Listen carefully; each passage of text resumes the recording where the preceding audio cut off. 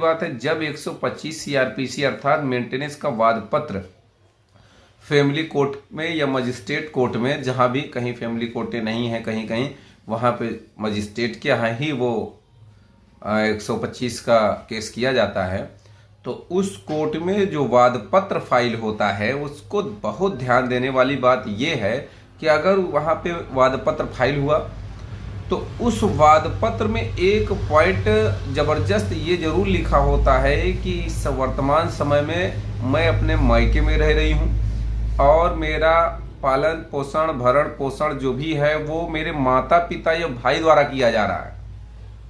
ये ध्यान रखने वाली बहुत छोटी बात नहीं है, बहुत ही इंपॉर्टेंट बात है। एक शब्द और वहां लिखा रहता है एक पैरा में कि मेरे पास आय का कोई भी साधन नहीं है। अब सवाल यह है कि आपको मालूम है कि उसके पास आय का साधन है, आय का स्रोत है। अगर आपके पास मालूम है एविडेंस, कुछ लोगों के पास तो एविडेंस भी होता है। देखिए ध्यान रखें कि अब मेंटेनेंस में जब जवाब दाखिल करेंगे, WS फाइल करें, पहली बात तो जब WS फाइल करें तो बहुत ही सोच विचार के एक एक पॉइंट, उसका जो एक एक पैरा है, एक एक झूठ है, वो काटते हुए दें।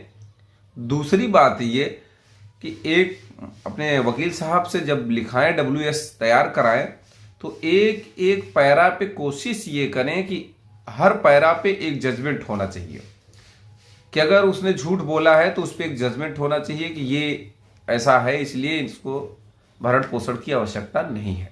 दूसरी बात ये एक और ध्यान रखने वाली बात है, अगर आपने सेक्शन 9, अब वो कुछ कारण 4 5 6 कारण मैं आपको बताऊंगा कि अगर ये स्थिति आपके पास भी है तो मेंटेनेंस आप नहीं देंगे, कोर्ट नहीं अलाउ कर सकती है। अगर अलाउ करती भी है तो वो अंत में रिजेक्ट हो जाना है। चलिए, पहला तो अगर आपने सेक्शन 9 का केस किया हुआ है और आप अपनी पत्नी को रखना भी चाहते हैं, बिना किसी कारण से मायके में जाके बैठी है, वो कारण नहीं बता पाएगी कि किस कारण मायके बैठी है, भाई आप सेक्शन 9 में बुला भी रहे हो, क्यों नहीं आ रही है। दूसरा, अगर वो किसी भी प्रकार का उसके इनकम का आपके पास सबूत है, जैसे कहीं टीचिंग कर रही है, कहीं कंपनी में जॉब कर रही है, किसी भी सरकारी नौकरी में है, कहीं भी कोई भी तरह का अगर आपके पास उसकी इनकम का सबूत है तो ये भी दूसरा कारण हो गया। तीसरा कारण, ये बहुत इंपॉर्टेंट कारण है जो कि अक्सर लोग छिपाए रहते हैं, अगर वो इनकम टैक्स पेई है, RTR जमा करती है, तो भी उसे मेंटेनेंस नहीं मिलेगा। चौथा, अगर वो वाद पत्र में कहीं ये लिखी है कि वर्तमान समय में मेरा भरण पोषण मेरे माता पिता द्वारा किया जा रहा है, देख रेख माता पिता द्वारा किया जा रहा है, जब तुम कह ही रही हो कि माता पिता द्वारा किया जा रहा है भरण पोषण, तो तुमको पति से भरण पोषण की क्या जरूरत। वर्तमान समय में तो तुम्हारे माता पिता कर रहे हैं ना। जिसके पास कोई स्रोत नहीं, कोई मेंटेनेंस नहीं देने वाला है, उसको मिलेगा। अब यहाँ एक सवाल और निकल के आता है कि लायबल कौन है।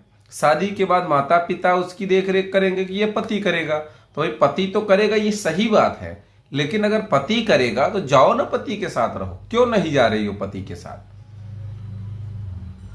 पांचवा, उसके आरोपों का कोई एविडेंस नहीं। ये बात जोर लगा के अपने वकील साहब से कहलवाइए माननीय न्यायालय से कि भाई ये इसका आरोप ये है कि इसके साथ मार पिटाई करी गई, टॉर्चर किया गया, तंग किया गया, परेशान किया गया, इसका कोई प्रमाण नहीं है और इसके सिर्फ कह लेने मात्र से माना नहीं जाता ये चीजें।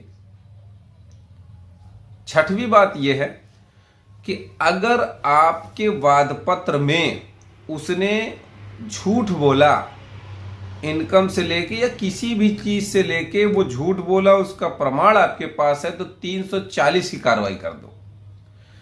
340 की अगर कार्रवाई आपने करी, CRPC 340 की कार्रवाई करी, तो माननीय इलाहाबाद हाई कोर्ट का एक जजमेंट भी आया है।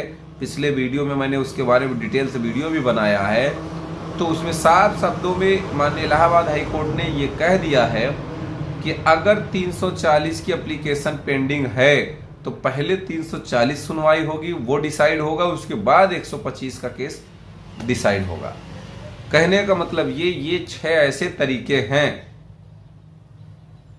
भाई 7-8 तरीके तो बहुत हैं भाई। बिना युक्ति युक्त कारण के 125 सब क्लास 4 भी ये कहता है कि अगर आप किसी भी बिना किसी युक्ति युक्त कारण के अगर आप माइक में बैठी हैं, आपने कारण नहीं बताया, कारण स्पष्ट नहीं कर पाती हैं, तो कोर्ट को लगता है कि भाई आप झूठ बोल रही हैं, तो वो मेंटेनेंस खारिज कर देगा। तो उम्मीद करता हूं, आशा करता हूं आज का यह वीडियो आपको बेहद पसंद आया होगा। अगर वीडियो पसंद आया तो वीडियो को लाइक करें, शेयर करें, यूट्यूब चैनल को जरूर सब्सक्राइब करें।